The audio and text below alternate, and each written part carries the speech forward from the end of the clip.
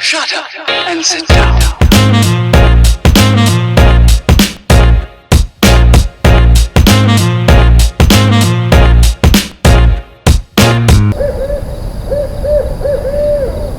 Okay, I'm here. The cabinet held up really well. It only took like 20 minutes to get down here. So it says call ahead to schedule your visit, but it doesn't look like the gate is closed. So I'm going to go in and see.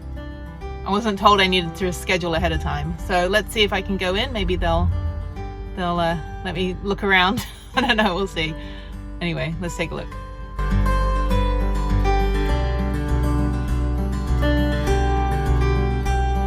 But I'm the environmental educator here. I just started here a month ago. So this property was actually donated to Audubon. It came with this cabin that you're in right now, as well as a barn at the very back that you'll get to check out in a little bit.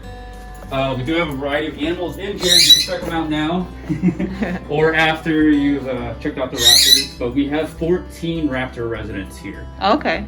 And most of them are not actually from here, but all of them are injured in some way. So they're actually non-releasable, so this is a sanctuary for those animals, for those raptors. So they live here permanently with us and we take care of them. How are they injured? Like, do they come from, like, I know like in the chimpanzees, they come from science, or they come from like circuses, and so are these just found in the wildlife, or Exactly, are they injured by people? So raptors face a lot of dangers, especially their first year of life. Only about 20% will make it to their first year of life. So there's a lot of risk. So a lot of birds that we have came in, they were young. Most of them were hit by cars or flew into a power line. Oh, it's horrible. Yeah, some were just injured, living their lives out in the wild. But what's really cool about a lot of our birds and birds that live under human care is that they live longer. So we actually have a hawk who's 30 years old. She's already exceeded her lifespan by almost double. Oh, wow. So they typically live into their teens. Red-tailed hawks do, and we have a red-tailed hawk here that's 30 now. So it gives you an idea of just how long these birds can live without all the risks of the wild. So they're actually not native. So what you're seeing here is two species of birds. Those little cute guys that kind of look like sentient little dolls to me. Those are something called diamond doves. There's two of them. They're both from Australia, one right there at the bottom. And that little guy right there, that very finicky little guy, his name is Spike, and he is a zebrafish, also from Australia. So what's really neat is that we had the diamond doves together, and then my manager got Spike and actually just housed them together. And at first the doves didn't like Spike. But over time, they became used to him, and they've actually kind of brought him in kind of like a son. So they're all one big family now. So it's really cool. So how did Australian birds get here?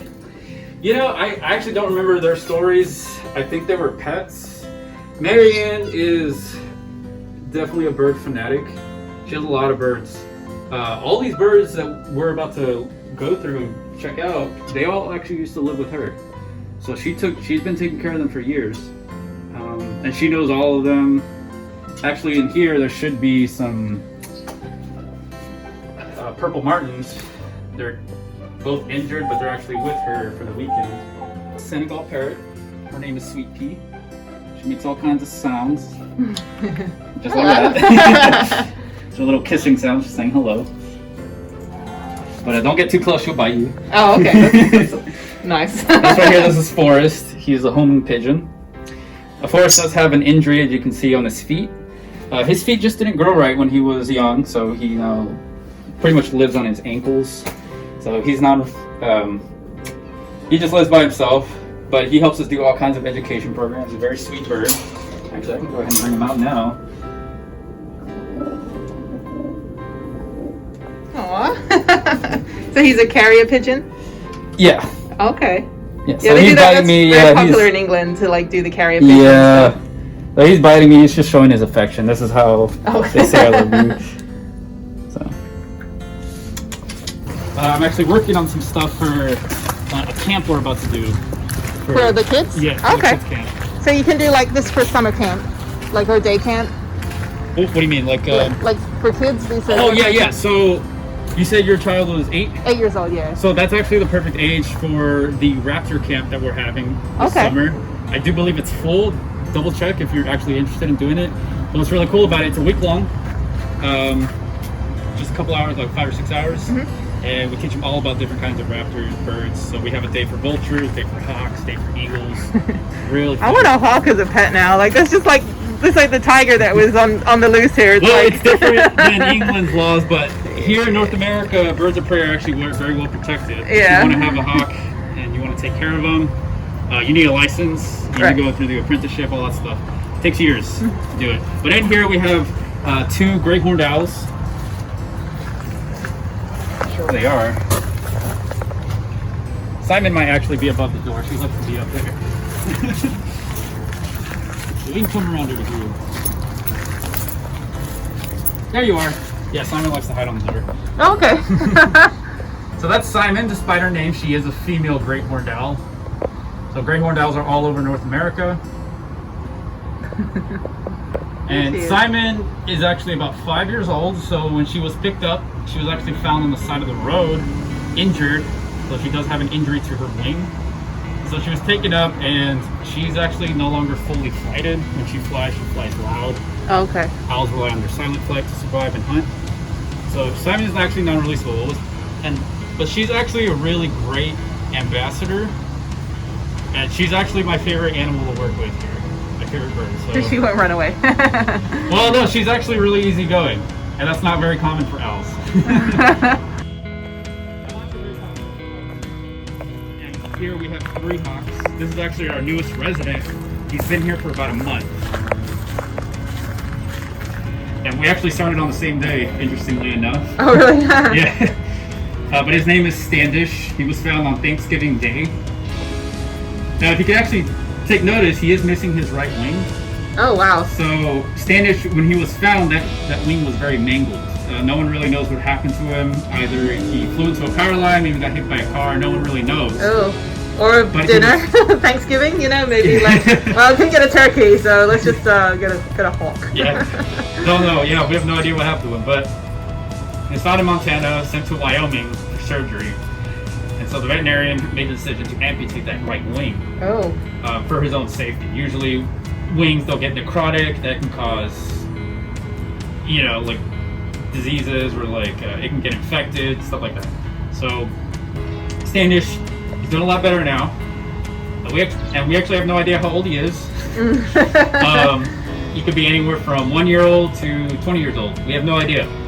There's no way to test or like so that's ask the him what thing. his birthday is. I wish we could ask him. Standish, how old are you? He's like, nope. No. You don't ask a hawk for their age. He's like a boss. He's just like, I got 1 wing. I'm a hawk. So Standish, hawks out when they're about a year, they lose their juvenile plumage. Okay. So after that point, you have no idea how old that hawk is. So that's crazy. I'm actually training Standish right now for education programs. When these birds come in, they still have a lot of their wild traits. They're very hardwired to avoid everything. They live very solitary lifestyles. Blue jays don't want them around. Crows don't want them around. Other birds don't want them around. Other hawks don't want them around. Other raptors don't want them around. So they live very solitary lifestyles for that reason. So they're not used to people. For starters, they're not used to people, but also that if you try to befriend a wild hawk, you're not going to have a very good time. So what I'm doing right now is I'm borrowing some ideas, some procedures that falconers would use. Right? So you go in there, you just have a lot of patience, spend a lot of time with that bird. Eventually, that bird will start realizing you're no threat to them. You're just there to give them food, basically like a partner. Right? If he starts panicking, I just ignore it. I don't punish him. I don't do anything like that. That doesn't work with a hawk. Right.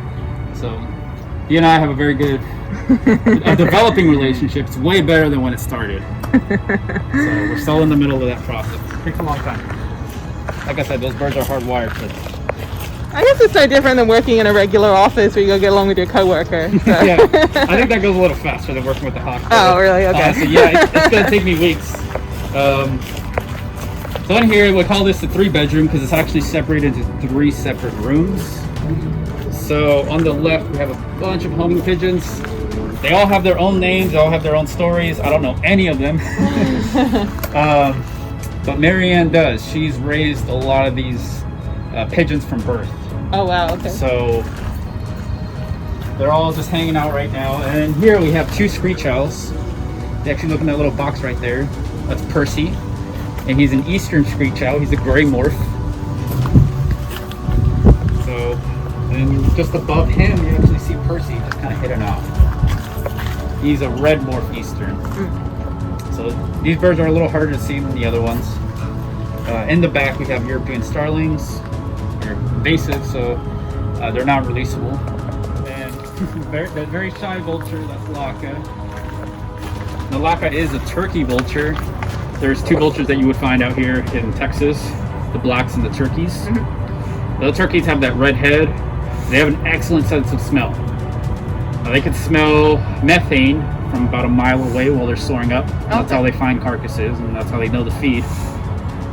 So they have that little open nostril right there. So what are the ones that are down by the bayou downtown, where I ride my bike along Buffalo Bayou, and there's always like, they look like turkeys, but they're like ducks or birds or some kind of... Probably cormorants. Okay. Do they have long beaks? Yeah. Yeah, those are probably cormorants or anhingas. They're kind of hairless a little bit on their face. Yeah. Kind of like vultures, but they have super long beaks. They have very unique shaped beaks, actually. Yeah, because I always see like little families of them. And yeah, and they love sticking their wings out just like vultures, but they're much leaner, right? Very lanky birds. Whereas the vultures are very bulky. So those are probably cormorants. There's double-crested cormorants and neotropic cormorants. You don't have to worry about that, they're just cormorants. Okay. And so this is the barn. This used to be an old horse barn, I believe. But we just use it here mainly for education programs. On some Saturdays, we'll have something called a behind-the-scenes tour. It'll be a great thing to check out. We bring out some of the birds, talk about the history, and we do a short hike around the sanctuary. It is about 1 acre. Oh, okay. 1.5 acres. So we've slowly been gaining a little bit more property. So it's really cool. It's really exciting. So these are special little birds. Believe it or not, these are raptors. Oh, really? Yes. So these are both kites. On the right is a swallow-tailed kite named Luna. Now, Luna is imprinted, meaning she thinks she's a human. It's not a good trait to have, especially if you're trying to be a wild bird. So she's non-releasable for that reason. And then Skeeter there on the left is a Mississippi kite.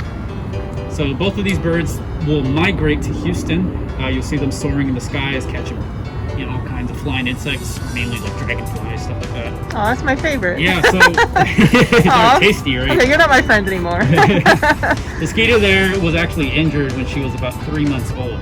Oh no. When she was just out of the nest and getting ready for her migration to South America. They'll migrate 1,000 miles.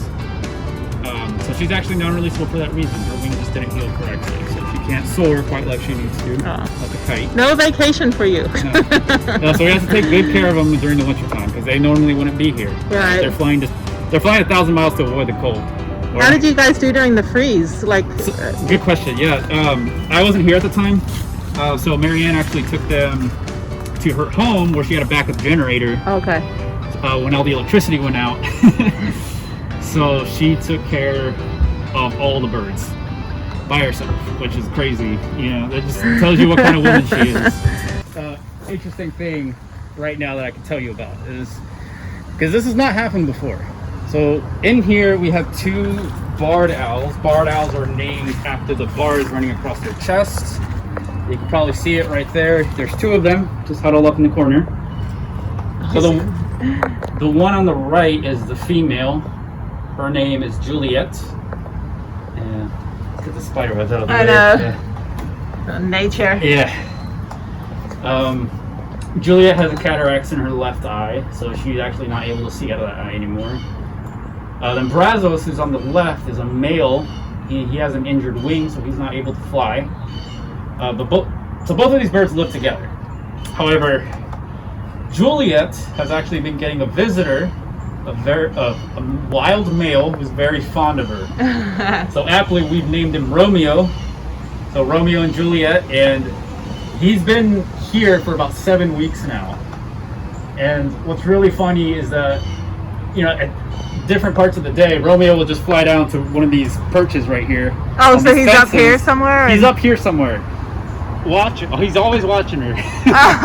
Yeah, taking care of his girl. But they'll serenade each other. They'll sing to each other. They'll call to each other.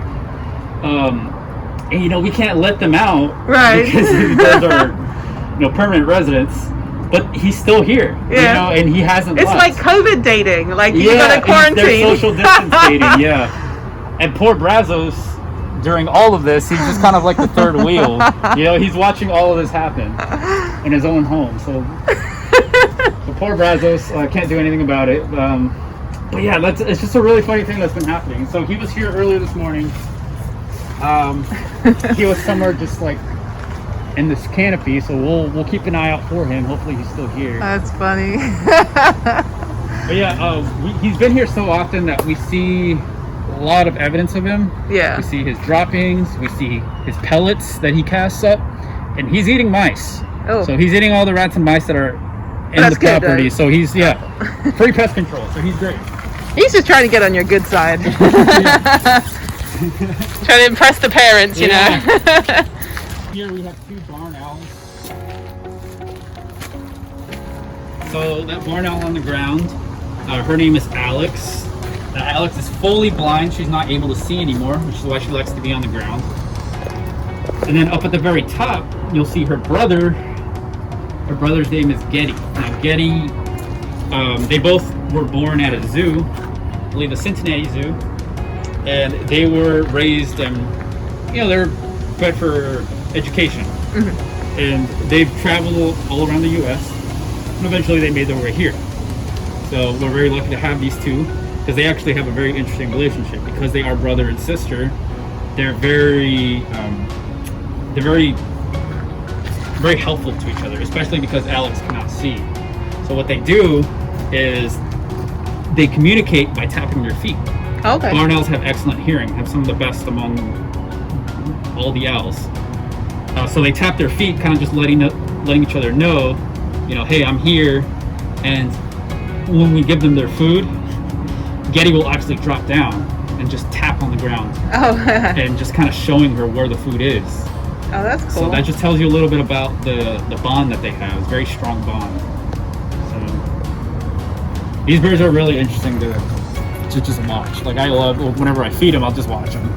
You know, as they do their thing, helping each other, calling out to each other. It's not something I've ever seen before. You know, so it's really nice to see. So I just saw a blue jay just up there. So what's really cool about this facility is that it's in the middle of the suburbs. So it's kind of like a little hidden oasis. We get a lot of different birds that like to visit us. Right. A lot of blue jays around. And I can tell you right now that the blue jays are still raising their young. And because of that, they are extremely protected. So any predators that show up, aka, Romeo, we could tell where Romeo is by the activity of the blue jays. So, Oh, okay. yeah.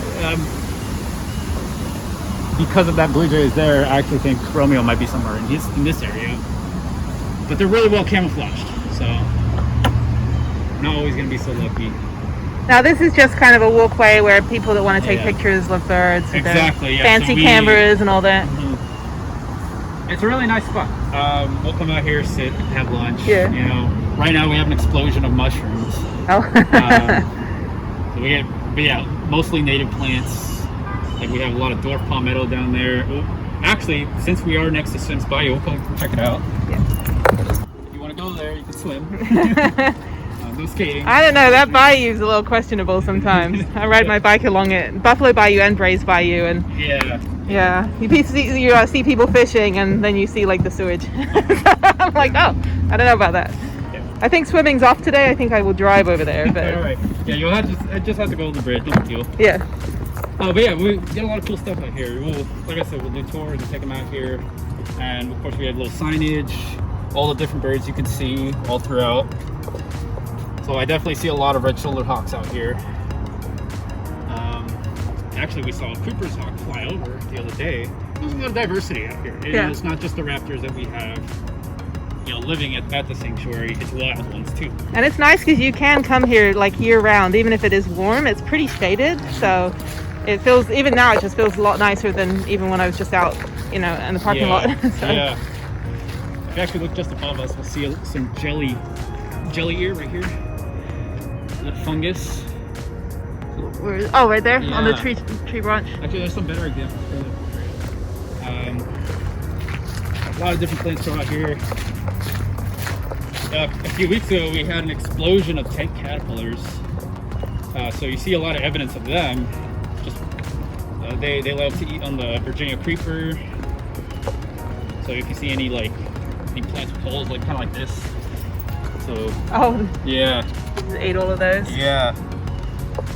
So they're probably all metamorphosizing right now, or yeah, but it's like the Hungry Caterpillar book that we all exactly. know and love as a kid. He eats through all those plants or fruit and vegetables, and then basically turns into a butterfly. So not too bad. Yeah, we'll just take the people out here. We see a lot of cool stuff. We see gar. We'll see different kinds of turtles. We'll even see otters here. Oh wow! River otters, which I've actually never seen before. But we get a lot of cool birds that fly over. We see a lot of herons, like the yellow-crowned night heron, egrets. So there's a lot of cool stuff that we could always come across right here. Yeah, High Island is just all of those herons and egrets all over, and just hundreds of them right on that little, embankment that they have. Yeah, it was beautiful. That was actually I went there for my first day of work. Oh, you did? Mosquitoes are really bad. Yeah, I got bitten like crazy, and I did all the hiking, and I was like, okay, this is they're eating me alive. So. Yeah. Well, that's why all the birds are there. Yeah. Especially the swallows. That's why they love it. This is actually for raptor photo shoots. Oh. So yeah, we'll bring the birds out, set them up, get them in more of a natural setting. For selfies, you can do not selfies, but actually professional photography. But I mean, you can get this close. But yeah, you will. Yeah, you can get that's close. crazy. Yeah, I didn't realize y'all had a shoot this morning, or we would have come down. That would have been a good great time to come out. for Jacob to see up close and personal. Yeah. Well, if you stay, man, I can bring out one of the birds for you. Yeah. I'm down. Okay, I don't leave we'll till be here a Tuesday. while. Yeah, I'll be here a while. That'd be great. Well, I gotta start feeding at 2:00, so we do have a little bit of time. We're almost done. Okay. So, Absolutely, yeah. Take your time. yeah, but here's the jellywood ear. This is actually my favorite fungus that we have out here Ew. because they're shaped just like ears. Yeah. Look at that. That's freaky. Like your ear. Yeah. No, they even feel a little bit like cartilage. And We so go that ahead and is feel a it. fungi. It is a fungi. Okay. Yeah. That's cool. Fungi are a very interesting science. I know a little bit about it, but everything that I know just never feels like enough. But what's really cool is that fungi are very picky. They only grow in very specific conditions. Only after rains, during the different seasons, at specific temperatures. It's just crazy because we had an explosion of this one mushroom called fairy ink cap or crumbling cap, and it was gone in just one day. Oh wow. It was just everywhere, and then we don't even see evidence of it anymore. Wow. It just disappeared. Huh. So fungi are incredibly interesting. That's not always the case, but yeah, this is wood ear or jellywood ear. Jellywood. Yeah, the squirrel feeders. Yeah, but they're meant for the birds, but we get a lot of interesting visitors here too. Here are our last residents that you haven't seen yet. These are our two female red-tailed hawks. The Spirit's personally one of my favorite hawks. She is my favorite hawk. She's on the left. Now she has that classic look of a red tail. Yes, I'm talking about you, Spirit. She is 30 years old now. Oh wow. So she's well exceeded her lifespan, but poor Spirit was actually shot when she was much younger. Oh. Like hunted or? Probably by a rancher. Yeah, I'm not actually too sure.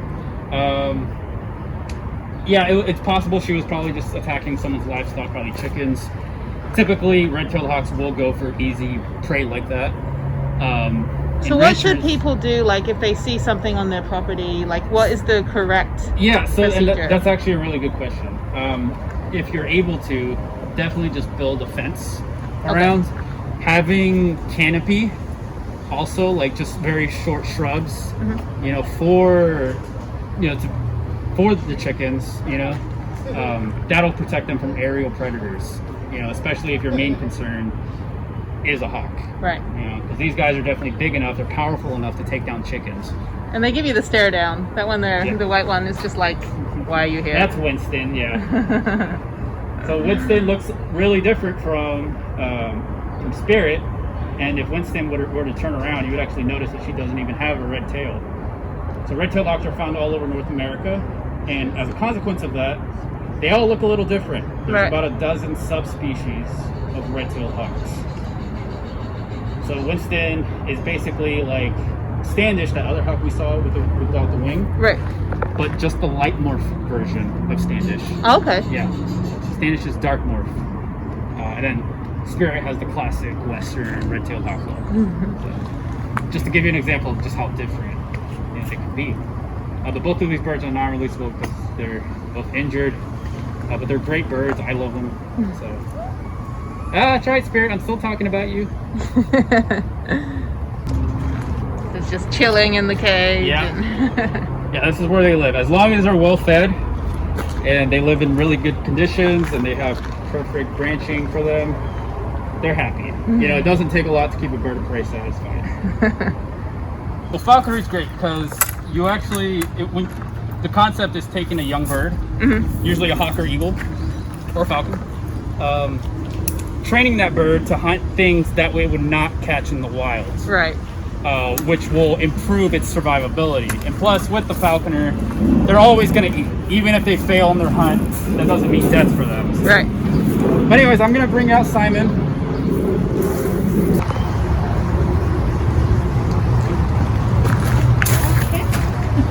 She might not be in the mood right now. No, I think you may be right. Give it one more shot. All right. One more shot. So birds obviously have to fly around. The less weight that they have, the more they can fly, the less energy they have to use. So they have a variety of adaptations, including a lot of feathers. So it's very deceptive on how much they weigh, because all these feathers that you see right here are basically to keep them warm, keep them camouflaged, and to help for flight. All the feathers are built and designed differently depending on the role that they play. So for example, the long feathers are used to generate lifts, kind of like an airplane turbine, and it gets them off from the air. But if you were to actually peel some of these surface feathers back, if she lets me, you'll see, oh, sorry Simon. Yeah, we'll go a little, yeah, you'll see that those white fluffy feathers are something called down feathers, and those keep the bird insulated. Okay. So they heat up very quickly. They don't sweat like humans do. Right? They have to pant like a dog and to cool themselves off. Is that what she's doing? And that's with what the she's tug? doing right now. Yeah. So they live a very hot life, essentially. They have feathers all the way down to their feet. That's not something you see in hawks or vultures. Right. Right. It's mainly just with the owls. So is that feather on her feet, or is that? That is feather. Fur? Yeah. Okay, because it looks Yeah. like fur. Yeah, they don't have fur. Okay. Those are all just basically thin feathers. Oh, okay. Hundreds of them just on their feet. Wow. But she does have scales. If you actually peel these back a little bit, you might be able to see those scales. Yeah. Oh, explain about their ears. Oh yeah, so I'm not going to show you Simon's ears, but they're actually hidden behind these black lines right here. And they're kind of ingrained in the skull. Oh, wow. But there's small little openings. Sometimes owls do have asymmetrical ears, and it basically lets them see in 3D. So barn owls specifically have been tested in pitch black rooms. Yeah. And they are able to catch mice, 100% accurately, pretty much. Okay. So like if they miss, if they hear they just hear that, they'll just snatch it. Like that's how good their hearing is. Wow. So I'm like- talking about rats, and then Simon's like, ooh. Yum. Yeah. Yeah, so owls are designed for, catching prey in the most efficient manner possible. Okay. So it looks really heavy, but it's only, you said she's only 3 She's pounds? only 3 pounds. Wow. That's right. Yeah, so all those adaptations, hollow bones, tons of feathers. And they're great horned owls because it looks like horns, but it's just feathers. Yeah. That's If all you it actually is. notice, like even smaller owls, like the Screech Owls, they have tiny little horns, but they're not called tiny horned Tiny owls. horned Yeah, they should be, but Yeah. Hers They're doesn't a great sound as name. cool, so Yeah. yeah. So a lot of people think that they're for camouflage. Yeah, so Oh, okay. yeah, they just kind of mimic branches a little Yeah, bit. that makes Leaves sense. and branches. Yeah, I think they're really useful for us because it actually tells us their mood. So birds, they don't communicate with facial expressions like we do. They communicate with their feathers. Okay. Usually birds, when they raise up all their feathers trying to make themselves look bigger. Yeah. She just did. Exactly, yeah. So that means they're startled, or they don't want you Warning getting you, close. yeah. Exactly.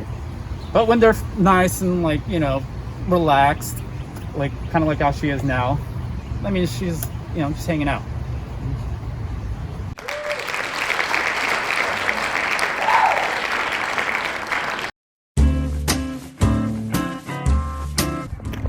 So I'm at the Botanical Garden. It just started raining a little bit, hence the hat.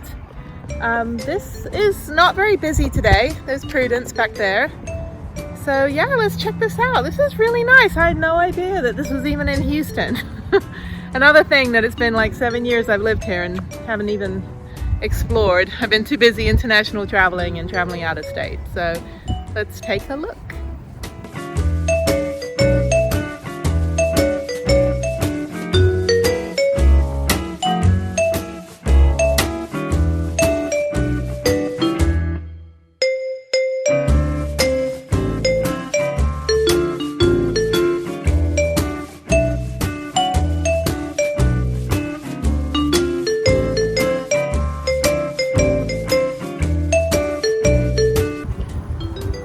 What's funny is I've been to a lot of botanical gardens since domestically traveling last year and then in the van as well.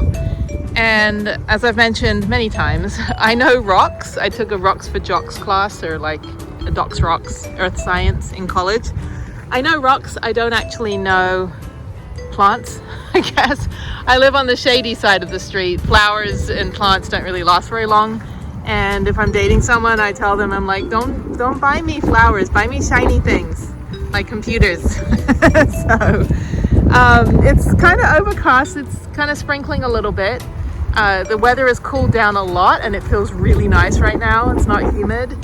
Well, it might be humid, I'm so used to it here, but this is always a good thing if you just want to go walk around on kind of an overcast day and just look at flowers and things. There's a lot of places you can walk. I guess they do commercial photography here if you want to like do your graduation pictures or engagement photos. But this is really close to the Raptor Center. This is literally like half a mile. You have to drive here over the bridge. You can't just walk here from the other place, but definitely check it out. It's $15 to get in for adults, $10 for kids, or students rather. I think $8 for kids. No military discount, no media discount, but it's a non-profit, and the lady at the ticket center said that every penny that they get from ticket sales goes into maintaining the plants.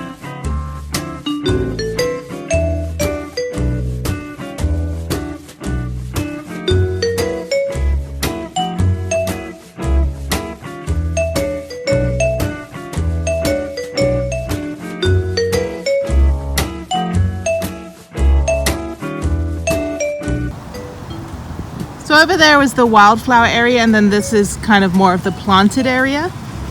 A lot of people taking like pictures of their kids and things.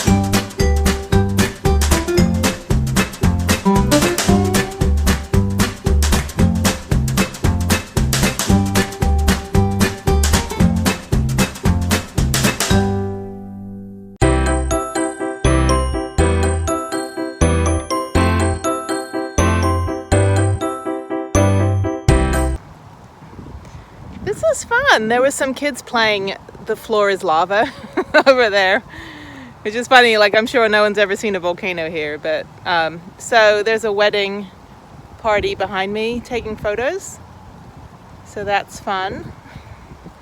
It's raining a lot now, so I think I'm gonna just finish walking around. It's not fun when it rains. I have iPhones, so I mean they're waterproof and stuff, but it just kind of gets uncomfortable after a while. I like the rain. I like hiking in the rain, but after a while you're just like, you know what, it's just getting kind of nasty. So I'm gonna head back. The bride looks beautiful. I'll never get married. I don't want to, that's the thing. Like, if I did, I'd probably just go to City Hall.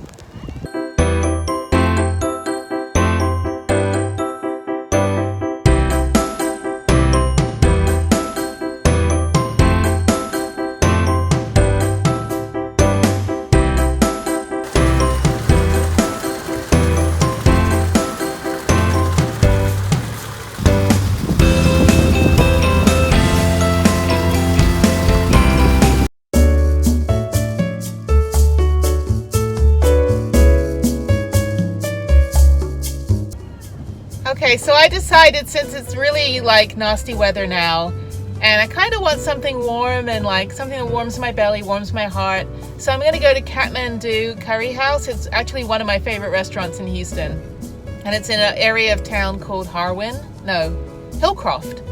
and Harwin, and it's basically all restaurants from other countries, and mostly like Middle Eastern, Mediterranean. You can get El Salvadorian pupusas, you can get empanadas from Argentina, you can get Nigerian food. It's just really cool. So the restaurant's right here. It's one of my favorite places, and they always play like Nepalese travel videos, which are always funny, like on their TV. So yeah, that's what I'm doing. So this area is really nice. They've got like kebab, they've got chat, they've got biryani, curry. You can also get club clothes if you go to the Just Inn. It's like all like clubbing clothes. You can get like saris. So yeah, this whole area, Hillcroft, it's all Asian, South Asian, and Middle Eastern, and just so many good restaurants. There's also one that I like. This is just like a little bit up the road, called Abdallah, and they do amazing kebabs. So before I went vegan, I used to get kebabs there all the time. They had a really, really good beef one. Their falafel's okay. It's not as fresh as some other places, but if you want a meat kebab, definitely go there. They make all of their own olive oil, and you can even buy like a whole gallon of olive oil there. So check it out. This is where I'm going right now, is Kathmandu Curry Bar, and I'm starving, so let me get some dinner right now.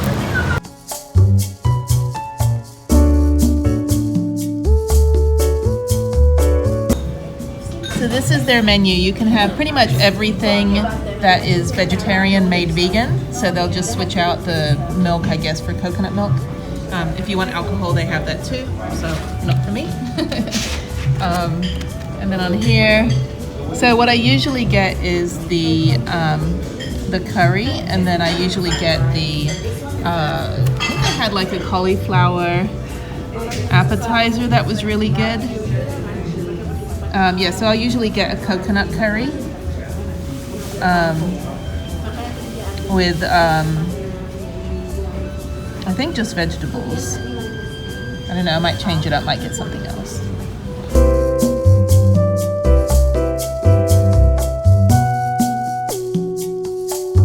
So I decided to go with aloo gobi mutter, vegan, and then also a samosa. I think that'll be great. And then I'm gonna get probably tandoori roti this time. Usually I get onion naan or garlic naan, but I think I'll do the roti.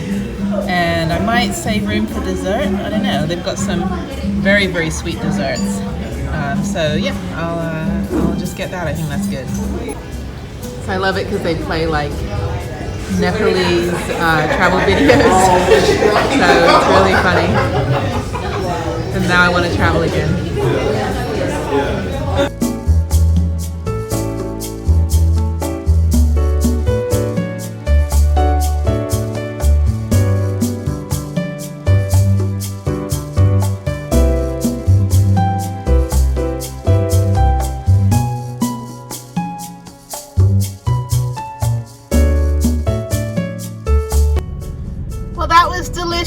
I'm heading home now.